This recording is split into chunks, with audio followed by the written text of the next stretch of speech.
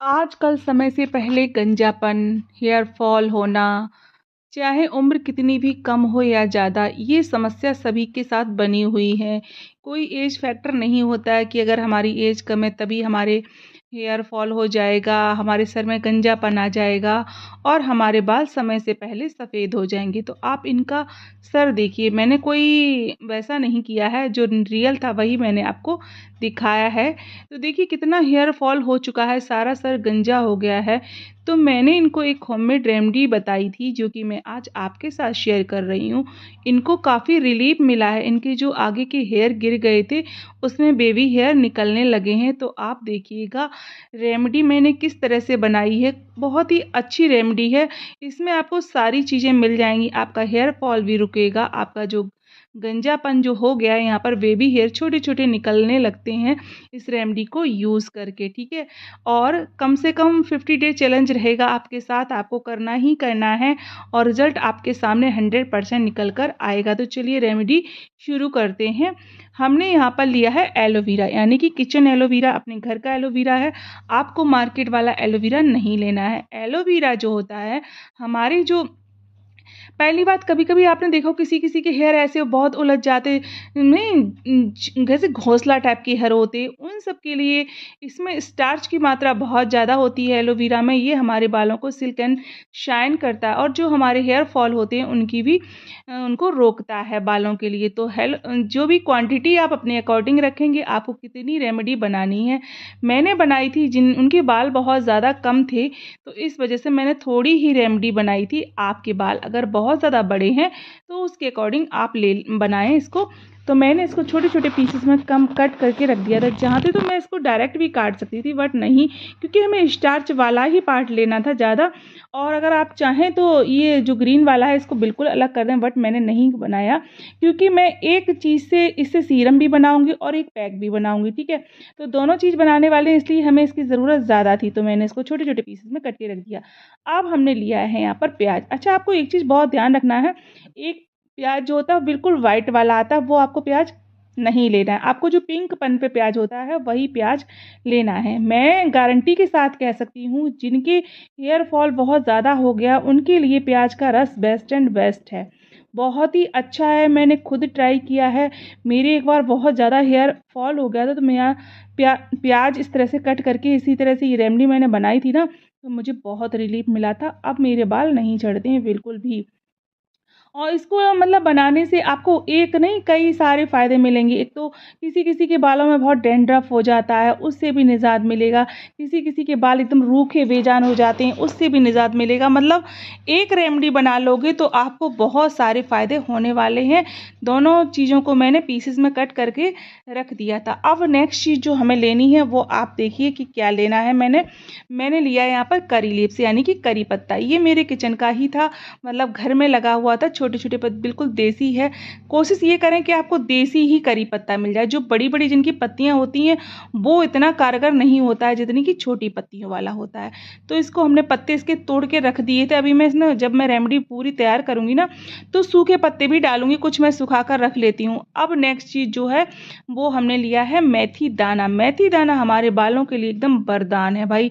वरदान कहते नहीं, जैसे कि मेथी पेट के लिए पौष्टिक होती है, ऐसे हमारे बालों के लिए भी बहुत ज़्यादा फ़ायदेमंद होती है। तो हमने यहाँ पर मेथी ले ली थी। अब मेथी का उपयोग हम कैसे करेंगे वो मैं वीडियो में आपको आगे बताऊँगी। वीडियो आपको फुल वॉच करना है, अगर आपने स्किप कर दिया ना तो आप चीज़ें समझ ही नहीं पाओगे कि मैं कर क्या रही हूँ। अब नेक्स्ट लिया है अलसी। अलसी में भी बहुत ज़्यादा स्टार्च की मात्रा होती है और ये हमारे बालों पर एकदम जेल का वर्क करता है। इसको लगाने के बाद आपको जेल लगाने की कोई ज़रूरत नहीं है। आप बहुत मार्केट से महंगे जेल लेकर आते हो, वो कुछ लगाने की ज़रूरत नहीं पड़ेगी। कभी भी आप अलसी को सादा पानी भिगोकर देखना, आधा घंटे अगर ये भीगेगा कितना स्टार्च छोड़ देते हैं।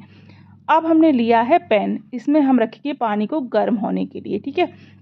पानी में उबाल आने तक हम करेंगे वेट और रेमेडी हम अपनी बनाकर करेंगे तैयार।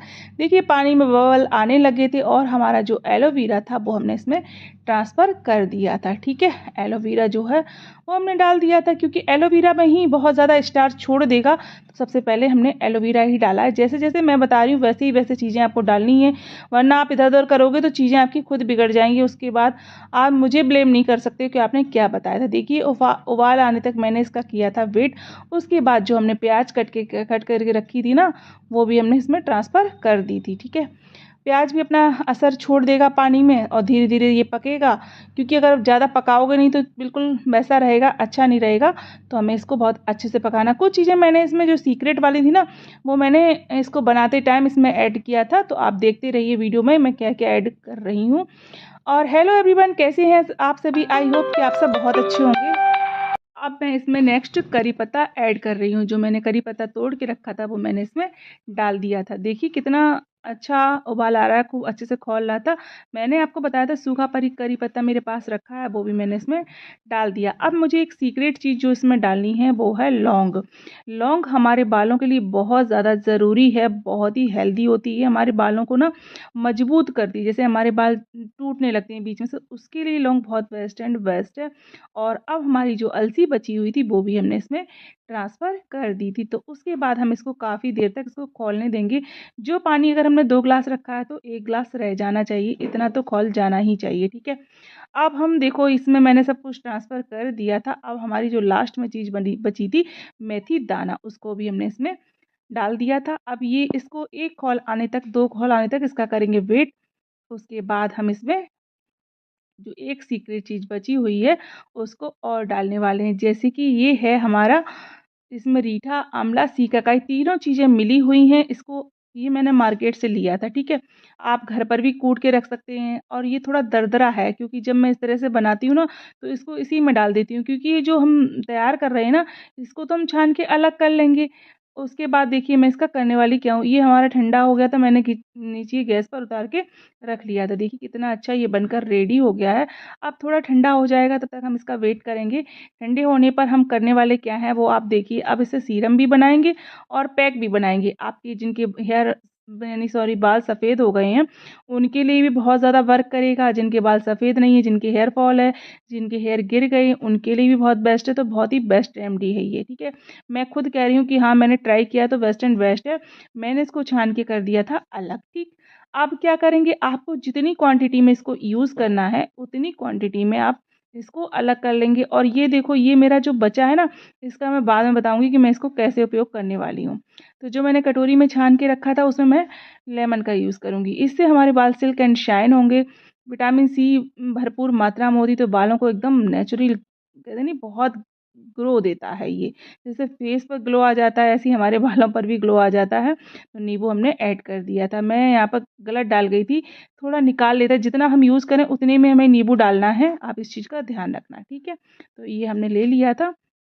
आप चलते हैं हमें इसको कैसे इस्तेमाल करना है। तो जहाँ आपके बाल ज़्यादा गिर गए हैं ना, उस चीज़ पर आपको कॉटन की सहायता से पूरे सर पर आपको लगा लेना है। कोशिश ये करें कि सर पे लगाने के बाद आपको 4-5 घंटे पहले ही लगा लेना है हेयर वॉश करने से। ठीक है, तुरंत लगा के तुरंत नहीं धुलना है। और जहाँ जहाँ आपके बाल ज़्यादा गिर गए हैं वहाँ पूरे सर में आपको अच्छे से इसकी मसाज देनी है, जो मैंने ये बनाकर तैयार किया है। कॉटन से लगा लो, स्प्रे बोतल में डालकर उसमें भर के रख लो, और आप स्टोर करके 1 हफ्ते तक के लिए आराम से रख सकते हैं। इसमें कुछ भी ऐसा नहीं है कि ख़राब हो जाएगा। सीरम की कोई बोतल लेकर फ्रिज में रख लीजिए, कुछ भी ख़राब होने वाला नहीं है।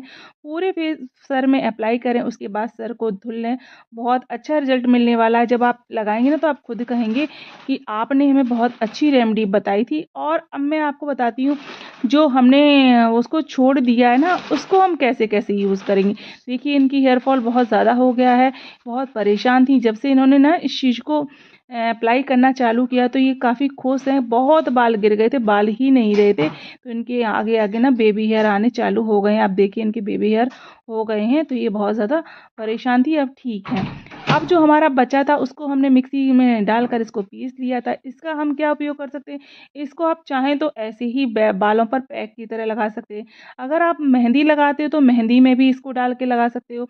आप इसको कोई स्टील की कटोरी-वटोरी में लगाकर निकाल कर स्टोर करके रख सकते हो। तो ये आपको बेस्ट एंड बेस्ट रिज़ल्ट देने वाला है। आपके बाल बहुत अच्छे हो जाएँगे, सिल्क एंड शाइन हो जाएँगे। आपके बालों की सारी समस्याएँ दूर हो जाएँगी। मैं आपको खुद लगा के दिखाती हूँ, बट मेरी तबीयत थोड़ी ठीक नहीं चल रही। तो आज हमारे यहाँ मौसम भी बहुत चेंज है, तो बारिश का मौसम है, इसलिए मैंने इसको सर पर अभी अप्लाई नहीं किया। जब मैं सर अपना करूँगी तो धुलूँगी, तब मैं इसको ज़रूर लगाऊँगी। टेक केयर, बाय बाय, मिलते हैं नेक्स्ट वीडियो में।